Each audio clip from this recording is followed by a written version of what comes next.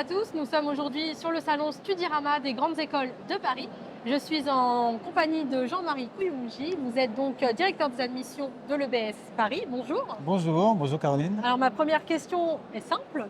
Pouvez-vous nous parler de l'ADN de EBS et puis peut-être même commencer par nous expliquer cet acronyme? Très bien. Donc l'EBS, European Business School, donc c'est une école qui a été créée en 1967 et comme son nom l'indique, elle était ouverte dès sa création à l'international. Donc nous avons toujours cet ADN de l'international. Vous allez me dire aujourd'hui, toutes les écoles sont ouvertes vers l'international, mais nous continuons à nous développer dans l'international, que ce soit par le biais de nos partenaires, par le biais d'un campus existant à Barcelone, par le biais des échanges internationaux et aussi nous accueillons des étudiants internationaux tout au long de l'année. Donc qu'est-ce qu'il y a d'autre dans l'ADN de l'EBS? L'entrepreneuriat. À savoir qu'en 1967, l'EBS, European Business School Paris, avait été créée par deux entrepreneurs. Et il y a deux ans de cela, elle a été reprise par un entrepreneur, puisqu'entre-temps, elle a été rachetée par de grands groupes. Donc on revient vers la source, l'entrepreneuriat. Et la troisième chose, la plus importante, c'est une école à dimension humaine. C'est de la personnalisation, c'est du sur-mesure.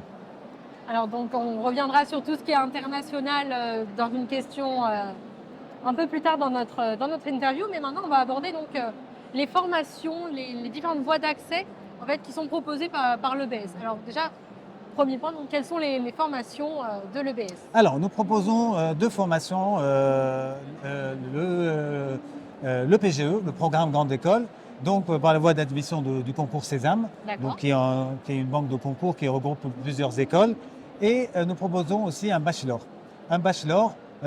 sur dossier et entretien, donc en concours propre. Alors on va les détailler un petit peu. Un PGE, pour ceux qui ne connaîtraient pas, tout à fait. Qu'est-ce que c'est? Programme Grande École du PGE, mais comment ça se construit? En quoi ça consiste? Alors c'est un programme en 5 ans. Voilà, donc voilà, dès le début, il y a un investissement qui est fait de la part de l'étudiant. Donc il va s'investir, il va se projeter sur 5 ans. 2 ans de fondamentaux, qui sont globales pour toutes les écoles de commerce. Aujourd'hui, faisant partie de la conférence des grandes écoles, nous avons un tronc commun sont les fondamentaux. Ça va être la finance, la gestion, la comptabilité, les soft skills, les hard skills, un peu de droit. Ce qu'on a rajouté, parce que nous avons souhaité nous diversifier et que nous pensons que c'était important, nous avons rajouté à ces fondamentaux les humanités. D'accord? Les humanités, sciences géopolitiques, management du sport, droit, art, culture. Des choses qui sortent un peu de l'ordinaire parce que nous nous sommes rendus compte que faire une école de commerce, c'était bien, mais si nous n'avons pas cette culture générale, cette ouverture d'esprit, cette vision à 360 degrés, ça ne fait pas d'un étudiant, d'un entrepreneur ou de quelqu'un qui va bien percer, qui va se différencier sur le monde du travail. Voilà. Donc, troisième année exclusivement réservée à l'international, donc où ils vont partir en échange académique avec 80 universités réparties dans le monde, aux États-Unis, enfin voilà, les États-Unis, l'Asie, le Moyen-Orient, un peu partout, et se préparer pour le master. D'accord. Qui peut se faire en alternance ou en initiale. Et en master, il y a 3 grosses spécialisations. Donc la 4e année est réservée essentiellement sur les fondamentaux du management, voilà, où on va vraiment se renforcer toutes ces compétences. Et en 5e année, on va zoomer sur une spécialité. Donc 3 grandes familles, la finance, le marketing, le management, avec des sous-spécialisations et des doubles diplômes avec des écoles partenaires. Et alors, quelle est la différence finalement avec le bachelor? Le bachelor. Alors, le bachelor, c'est sur 3 ans. D'accord. Le bachelor, c'est beaucoup plus d'opérationnel. Donc, nous, on propose un bachelor en Digital Business Development. Donc, c'est vraiment du concret, c'est du BizDev. On rentre rapidement dans l'opérationnel et en 3e année, on part en alternance. Donc, c'est un programme beaucoup plus rapide pour des étudiants qui souhaitent rentrer rapidement dans le monde du travail, dans l'opérationnel et plutôt pas dans le leadership, dans le management, dans la stratégie. Voilà. Ceci dit, au bout de 3 années, ils peuvent basculer sur un master, sur un PGE. D'accord. Et donc, plusieurs fois, vous avez évoqué que certaines années étaient disponibles en alternance. Tout à fait. Quelle est donc la place de l'alternance à l'EBS et comment vous le traduisez en termes d'étudiants, d'effectifs? Voilà. Alors, dans le programme PGE, programme Grande École, l'alternance est offerte à partir de la 4e et 5e année. Tout simplement parce que la première, la 2e, 3e année, nous pensons que les étudiants n'ont pas encore, il y a un temps pour tout. Alors, il y a effectivement des formations qui sont ouvertes dès la première année à l'alternance. Nous ne sommes pas nécessairement d'accord là-dessus parce que, comme je vous dis, il y a un temps pour tout. Il y a un temps pour étudier, pour apprendre les fondamentaux, pour se préparer et être productif et prendre le maximum d'une alternance. Donc, en 4e et 5e année, nous ouvrons l'alternance à un rythme assez intéressant et pour l'entreprise et pour l'étudiant, qui est un rythme 3 semaines en entreprise, 1 semaine à l'école. Voilà.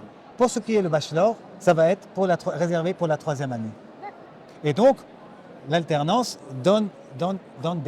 ouvre des portes pour un CDI, pour vraiment rentrer dans le monde professionnel. Et le fait que l'EBS était toujours une école parisienne, purement parisienne, a tissé depuis une 50aine d'années des liens très forts au niveau de l'employabilité. Et alors, l'EBS, donc, qui est une école parisienne, c'est aussi une école très ouverte à l'international. Tout à fait. Donc, quelle est la place de l'international à l'EBS? Quelles sont les choses mises en place pour ce volet-là? Alors, l'international, c'est vraiment une école de commerce, c'est une aventure, c'est un voyage. C'est des cours, c'est des conférences, c'est des échanges.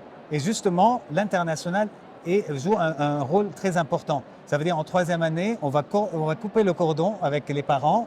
On va se lancer, on va partir 6 mois à l'international dans des pays auxquels on va devoir se débrouiller. On va échanger, on va rencontrer des gens extraordinaires, on va prendre des cours, etc. Mais aussi, l'international, c'est recevoir des étudiants internationaux. C'est pour cela que dès l'année prochaine, nous déménageons dans un nouveau campus dans le 13e arrondissement, à 5 minutes de la cité universitaire, où on va accueillir encore plus d'internationaux.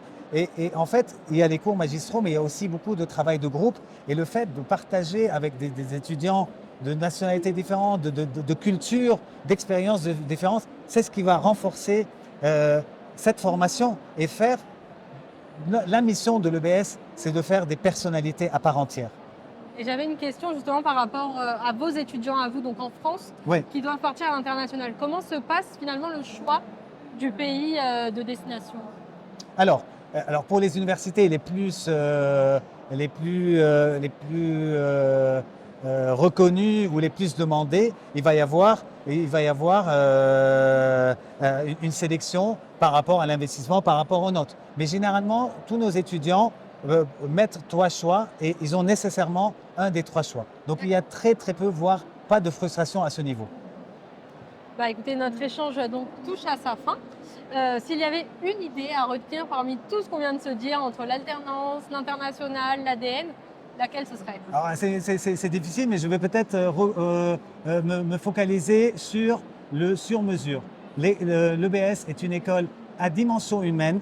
Si vous voulez qu'on s'occupe personnellement de vous, si vous voulez choisir une école qui vous ressemble, où vous serez à l'aise, où vous serez épanoui, vous choisissez l'EBS. Merci pour ce mot de la fin. Merci à vous.